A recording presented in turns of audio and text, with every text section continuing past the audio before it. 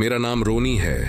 मैं आज आपको ऐसा एक सच्ची हॉरर कहानी सुनाने जा रहा हूं जिसको सुन के आप यही सोचेंगे, क्या ऐसा सच हो सकता है? तो मैं आपको बता दूं कि ये किसी के साथ भी हो सकता है। उस रात जो मेरे साथ हुआ वो है कोमा या लूप। मैं फंस गया था। मैंने तो अपने आप को वहां से निकाल लिया, लेकिन बहुत लोग उसी में फंसे अपनी जान गंवा देते हैं। मेरी आंख खुली तो मैंने खुद को एक सोसाइटी में देखा जहां मेरे साथ मेरी एक दोस्त या शायद कोई और थी। ये मुझे ठीक से याद नहीं आ रहा। एक दिन हम सड़क पर घूमते हैं और एक किराने की दुकान पर जाते हैं। मैं कुछ कुरकुरे और 2 5 स्टार लेता हूं। दुकान वाले को 50 का नोट देता हूं, लेकिन वह इनकार कर देता है। फिर मैं बची हुई 20 रुपए की चीजें लेने लगता हूं और एक और कुरकुरे ले लेता हूं। तभी अचानक मेरा भाई आता है और मैं एक कुरकुरे का पैकेट उसे भी दे देता हूं। दुकान वाला 10 रुपए वापस कर देता है और हम तीनों वहां से चले जाते हैं। हमें उस दुकान से और आगे घूमना अच्छा लग रहा था। मैं खुश था कि मुझे एक दोस्त मिल गई है जो कभी मुझे छोड़कर नहीं जाएगी। इसी बीच मेरे हाथ में कुछ लग गया, क्योंकि मैं सफेद रंग की टी शर्ट पहने हुए था और साफ नजर आ रहा था। मुझे लगा कि शायद मेरी पैंट गिरी हो। थोड़ी दूर पर मुझे एक हैंडपंप दिखा जहां एक बच्चा नहा रहा था। मैंने उससे निवेदन किया कि मुझे इसे साफ करने दे। बच्चा एक बार में ही मान गया और मुझे अपने हाथ वाले कपड़े साफ करने दिया। साफ करके मैंने उसे धन्यवाद कहा और वहां से निकल गया। हम आगे बढ़े और मेरे दोस्त ने इडली चाट जैसी चीजें खाने की इच्छा जताई। मेला भी लगा हुआ था। मैं पहले नहीं मान रहा था, लेकिन मेरे भाई ने कहा कि चलो चलते हैं। मैं उसकी बात नहीं टाल सका और हम तीनों वहां जाने के लिए निकल पड़े। रास्ता थोड़ा लंबा था, करीब 20-30 मिनट का। मेरे पास एक कार थी जो मेरे भाई ने मर्सिडीज बताया। फिर मैंने सोचा कि हाँ, मेरे पास कार है। हम सब घर पहुंचे और कार में बैठकर डिज्नी पार्क के मेले की ओर निकल पड़े। हम सभी वहां जाने के लिए बहुत खुश थे, खासकर मैं। मुझे मेला घूमना बहुत अच्छा लगता है। मैं कार चला रहा था और एक ट्रैफिक पर पहुंचने ही वाला था कि अचानक एक प्लस वाला रोड आ गया। मैं सीधे जा रहा था कि अचानक मेरे हाथ से कार एक ट्रक से टकरा गई और सड़क के किनारे खड़ी हो गई। फिर हम सब खुद को संभालते हुए ऊपर वाले का धन्यवाद कर रहे थे। अचानक भाई ने कहा कि हम मंदिर से होते हुए चलेंगे।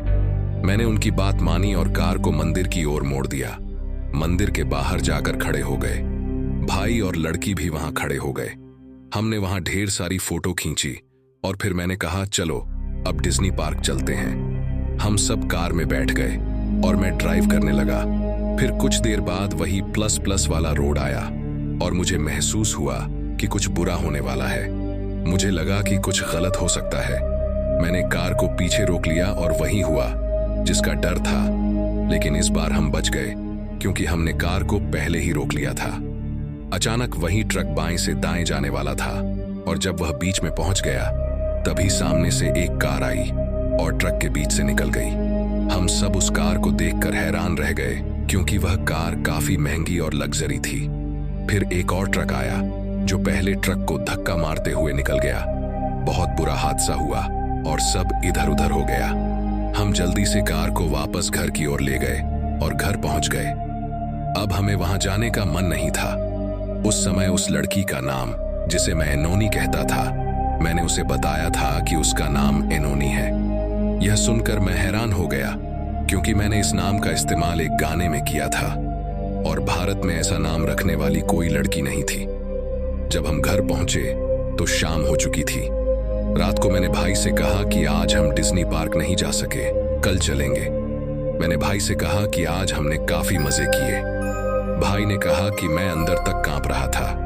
मैंने कहा कि उस लड़की के बारे में सोचा कि वह आज टूट गई होगी। भाई का रिएक्शन कुछ ऐसा था कि मेरे सुनते हुए पैरों के नीचे से जमीन ही गायब हो गई।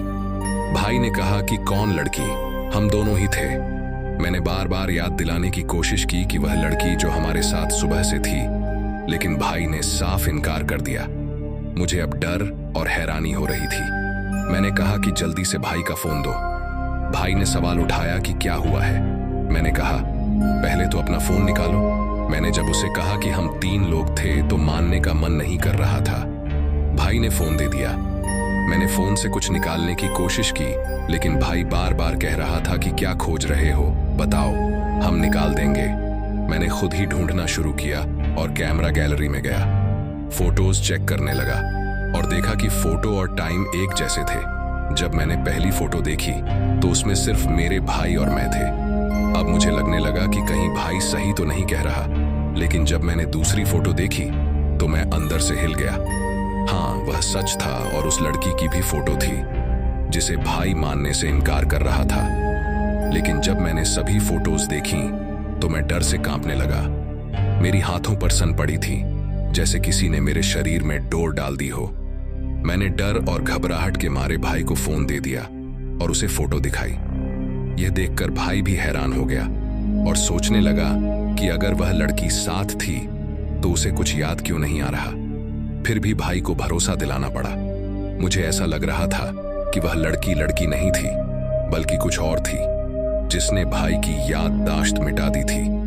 मैंने एक तस्वीर देखी जिसमें डरावनी लंबी मुस्कान वाली डेविल दिख रही थी।